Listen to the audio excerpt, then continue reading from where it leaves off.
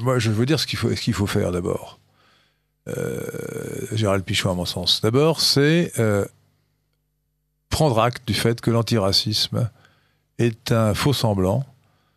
J'ai d'ailleurs écrit avec d'autres amis du Club de l'Horloge un livre qui s'appelle Penser l'antiracisme, que je vous conseille de lire, chers auditeurs de Radio Courtoisie. L'antiracisme en soi, qui est le refus de la haine raciale, est bon. Si c'est vraiment le refus de la haine raciale, qui est d'ailleurs une forme de haine sociale. Quand on est un homme de bien, on n'est pas non plus un bisounours, on sait qu'il y a des violences, qu'il y a des antagonismes, mais on n'est pas favorable à ce qui encourage la haine sociale. Mais la haine sociale n'est pas meilleure ni pire lorsqu'elle prend la forme de la haine raciale. Alors, puisque l'antiracisme est dévoyé, et puisque la liberté d'expression est atteinte, il faut abroger la législation antiraciste. Je crois que vous dites dans votre livre Salle Blanc, Gérald Pichon, que vraiment nous avons basculé en 1976 lors du décret qui a autorisé le regroupement familial, c'est-à-dire qui a autorisé les immigrés à faire venir leur famille en France, librement. Oui. C'était une catastrophe, évidemment. Il faut revenir sur ce regroupement familial, mais pour moi, non, ça remonte au 1er juillet 1972. Qu'est-ce qui s'est passé le 1er juillet 1972 ? Eh bien, la France a promulgué... La loi Pleven. La loi Pleven. Et la loi Pleven est une monstrueuse attaque à la liberté d'expression. Elle a modifié la loi du 21 juillet 1881 sur la liberté de la presse, en introduisant de nouveaux délits. Délits d'incitation à la haine raciale ou à la discrimination raciale.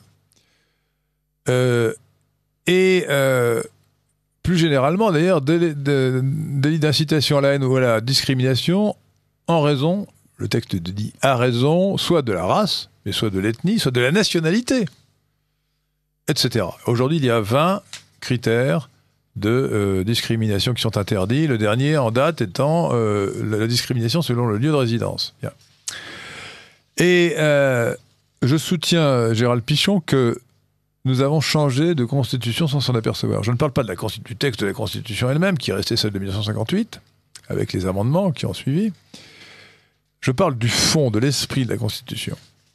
Nous étions jusqu'au 1er juillet 1972, avant la loi Pleven, dans un État républicain, celui de Jules Ferry, qui parlait des races supérieures et des races inférieures, celui de tous les vrais républicains de la Troisième République, et même de la 4e, et nous avons basculé dans un État cosmopolite, où il est même interdit de faire ce qui devrait pourtant être conseillé, sinon prescrit, c'est de la préférence nationale. Un bon Français devrait préférer, par principe, donner un avantage, un emploi, un logement à un autre Français. C'est ça la nation. La nation, c'est une communauté. Donc au sein d'une communauté quelconque, si on a le sens de la communauté nationale, on doit préférer, toute chose égale d'ailleurs, celui qui appartient à la même communauté que soi. Et d'ailleurs, hypocritement, on le sait bien que les communautés existent. On parle même de communauté juive. Eh bien, on sait qu'il y a une solidarité juive, dont d'ailleurs les rabbins se vantent, ce qui fait qu'un juif préfère un autre juif à égalité de... Bon, moi, ça ne me choque pas. Mais il faudrait élargir cela à la communauté nationale. Et la loi l'interdit en principe. Alors, pas totalement, puisque il existe dans la fonction publique encore des critères de discrimination qui fait qu'on ne peut pas recruter des étrangers pour certains postes. Mais un particulier qui dit qu'il préfère donner son logement, louer son logement, dont il est propriétaire, à un Français plutôt qu'à un étranger, sera condamné pour discrimination. Bon. C'est une honte. C'est une honte. Donc il faut abroger cette loi. Alors je dois dire que j'ai de la sympathie pour La Griffe, que vous devez connaître, de Bernard Anthony. Et j'ai même longtemps été membre, je versais ma cotisation, sans jamais croire vraiment à l'action de La Griffe. D'ailleurs, elle perd tous ses procès. Et pourquoi ? Pour des raisons simples, c'est parce que elle part du principe que cette loi va être appliquée de manière objective et impartiale. Mais pas du tout. Vous le montrez bien d'ailleurs à propos du racisme anti-blanc. Le racisme anti-blanc est quasiment camouflé, occulté, toléré. Et donc, on n'arrive pas à faire condamner ceux qui font preuve de racisme anti-blanc. Madame Boutelja, qui a parlé des sous-chiens, C'est-à-dire considérant que les Français sont en dessous des chiens. Non pas, c'est un jeu de mots sur le mot français de souche, mais les sous-chiens, ça veut dire des gens, que nous sommes des gens en dessous des chiens à ses yeux. Le chien étant lui-même, vous le savez peut-être, dans les sociétés musulmanes, un animal particulièrement impur et méprisable. La Griffe n'a jamais obtenu aucune condamnation, malgré le talent de Maître Triomphe, son avocat. Et donc je crois que finalement cette action est illusoire et dérisoire parce que en prétendant chercher à faire condamner les gens qui pratiquent le racisme anti-blanc, le racisme anti-chrétien, on donne du crédit à cette législation qui est infâme dans son principe. D'abord, elle est infâme parce qu'elle porte atteinte à la liberté d'expression. La liberté d'expression doit être totale, sauf injure ou diffamation qui portent sur des individus. On doit pouvoir dire des pires horreurs. Moralement, le droit n'est pas la morale. Donc, et la liberté d'expression n'existe que si on est prêt à supporter l'expression d'idées contraires aux siennes.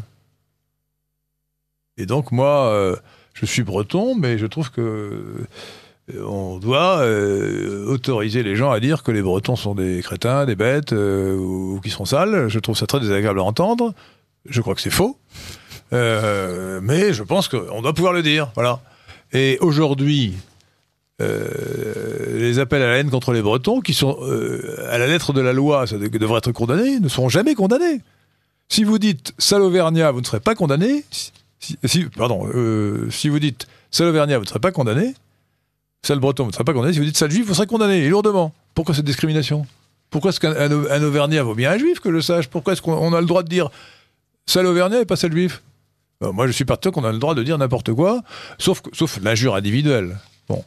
Dire les Auvergnats sont avares, par exemple, ce qui n'est pas forcément entièrement faux d'ailleurs, sans vouloir critiquer les Auvergnats, ils sont assez près de leur soi, ce n'est pas en soi, ça ne doit pas être condamné, de même que si on dit les Juifs sont avares, je ne sais pas si c'est vrai ou si c'est faux, on devrait pouvoir le dire sans être poursuivi. Alors qu'aujourd'hui, on vit dans la société du soupçon. Gérald Pichon. Société, l'arrière-pensée, pour savoir ce que vous pensez peut-être derrière votre cerveau, mais en tout cas... pour revenir sur le racisme anti-blanc, je ne sais pas s'il faut défendre les insultes, ça, limite... Il faut tout autoriser. Donc ça ne porte pas sur des injures ou des injures ou des diffamations qui portent sur des individus. Voilà. Donc si les gens disent... si les gens veulent dire les Bretons sont une race inférieure, je trouve ça fort désagréable en tant que Breton. Mais je trouve qu'il faut laisser les gens dire ce genre de bêtises. En tout cas, on va revenir sur le racisme anti-blanc et justement l'application de la non-application des lois antiracistes. Avec cette affaire qu'il y avait eu à Ivry-Courcouronnes en 2014, il y avait une jeune fille de 18 ou 20 ans, je ne me souviens plus, qui a été violée par 4 ou 5 adolescents avec des insultes clairement racistes. Il y avait clairement une motivation raciste à l'encontre de cette jeune fille qui était blanche européenne. Un violeur a demandé ses origines à la victime. Un troisième a déclaré s'en être pris à cette fille parce qu'elle était française et qu'il n'aime pas les Françaises. En effet, pendant les viols et les tortures, la jeune fille a été plusieurs fois insultée. T'es qu'une salope de Française. Le meneur de la bande dira même aux policiers lors de sa garde à vue que quand je sortirai, je niquerai la France. Des déclarations sans ambiguïté, et pourtant la dimension raciste n'a pas été retenue par la cour d'assises des mineurs d'Evry. Selon une source proche du dossier rapporté par le Parisien, voilà, je cite ce qui est rapporté, les juges ont choisi de retenir les qualifications les plus graves de viol et d'actes de torture et de barbarie, qui font encourir la peine la plus forte. Y ajouter l'injure raciale ne change rien à la peine encourue. Donc pour eux, la motivation raciste de cette agression, passait à la trappe. Alors, excusez-moi, mais là, je ne voudrais pas avoir l'air contredisant, mais moi je trouve qu'il est parfaitement aberrant et scandaleux, d'ailleurs, sur le plan juridico-moral, que le racisme soit une circonstance aggravante. Qu'on vous étripe parce qu'on n'aime pas les Blancs, ou bien qu'on vous étripe parce qu'on n'aime pas les Pichons, je ne vois pas la différence que ça fait. C'est déjà l'antiracisme dans toute sa splendeur et toute son horreur, de créer des circonstances aggravantes pour des faits qui ne devraient pas être considérés différemment selon l'intention. Autrement dit, on se préoccupe de l'intention, c'est l'acte qui compte, c'est le fait qui compte, c'est la violence, le tort qui est porté à autrui qui compte, et le fait que ce tort soit porté pour des raisons racistes ou pas, qui est constamment invoqué, et bien ça n'est pas normal, c'est même contraire au principe du droit de faire introduire ces éléments d'intentionnalité dans le quantum de la peine. Aujourd'hui, les peines sont plus graves pour toutes sortes de violences lorsqu'elles sont commises, c'est une circonstance aggravante. Eh bien, je ne suis pas d'accord. Que le racisme soit la motivation ou que ce soit une autre motivation, ça ne devrait pas entrer en ligne de compte. Et donc, mais je suis persuadé, bien entendu, que dans le cas particulier, c'est simplement parce que c'était du racisme anti-blanc que les tribunaux n'en ont pas tenu compte. Si ça avait été du racisme anti-noir, ils en auraient tenu compte. C'est ça qui est scandaleux. Mais je pense qu'en général, il ne devrait pas y avoir du tout d'incrimination supplémentaire, de circonstances aggravantes sous prétexte de racisme. Je relève ce cas parce qu'il est un peu emblématique.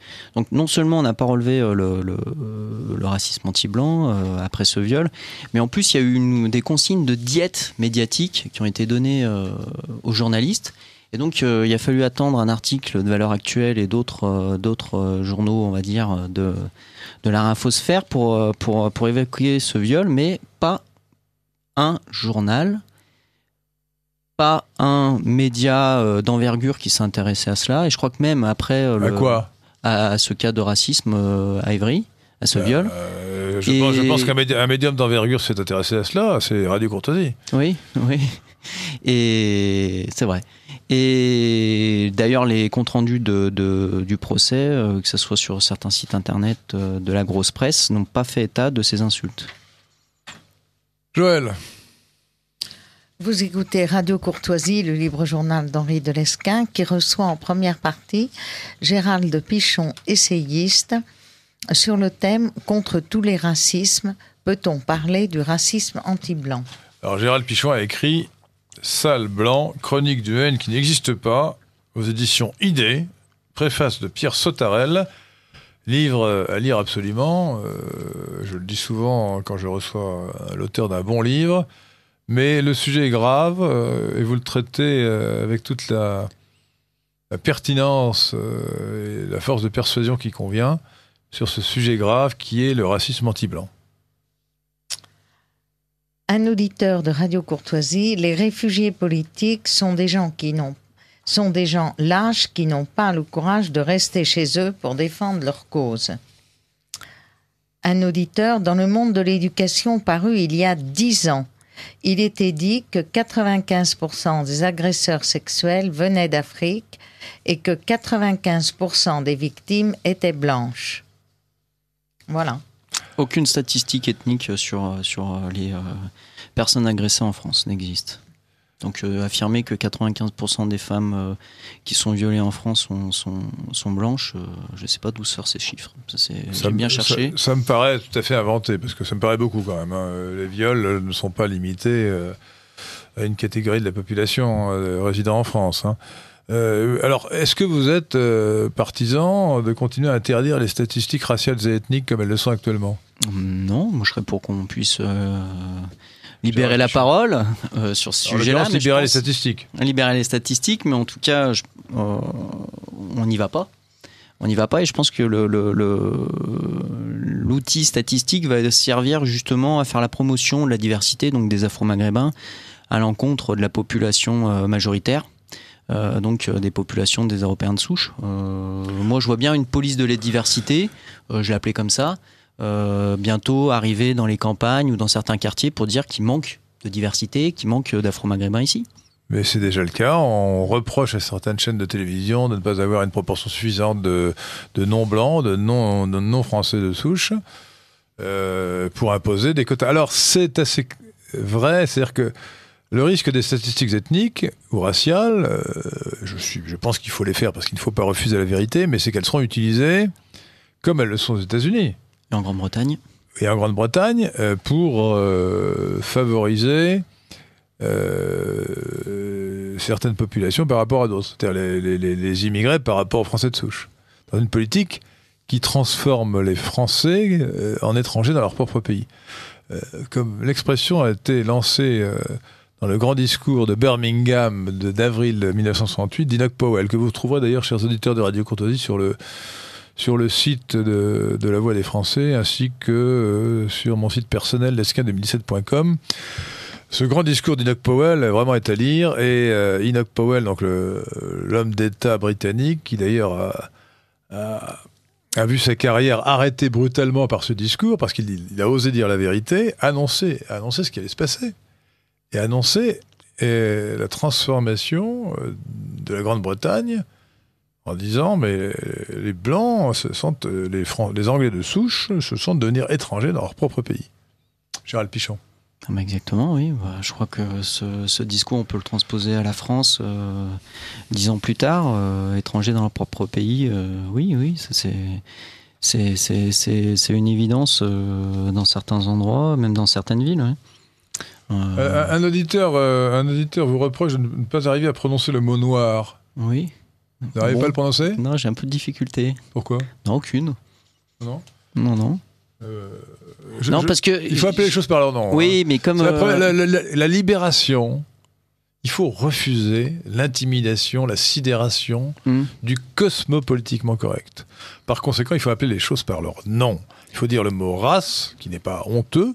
Il faut dire le mot noir ou le mot congoïde, pour être plus précis. Et il ne faut pas employer des euphémismes, des subterfuges, dire subsaharien, africain. Alors, en plus, c'est idiot quand on dit africain, quand on veut dire noir. Pour les distinguer des Algériens sont africains. L'Algérie appartient à l'Afrique, que je sache, au continent africain. Donc cette expression est absurde. De même que l'expression afro-américain, qui désigne en fait des Noirs venus d'Afrique, mais qui ne désigne pas les Syriens, je tombe mal, les Égyptiens ou les Algériens immigrés aux États-Unis. Donc il faut dire les Noirs. J'en parle dans la préface de mon livre. J'ai un peu de mal avec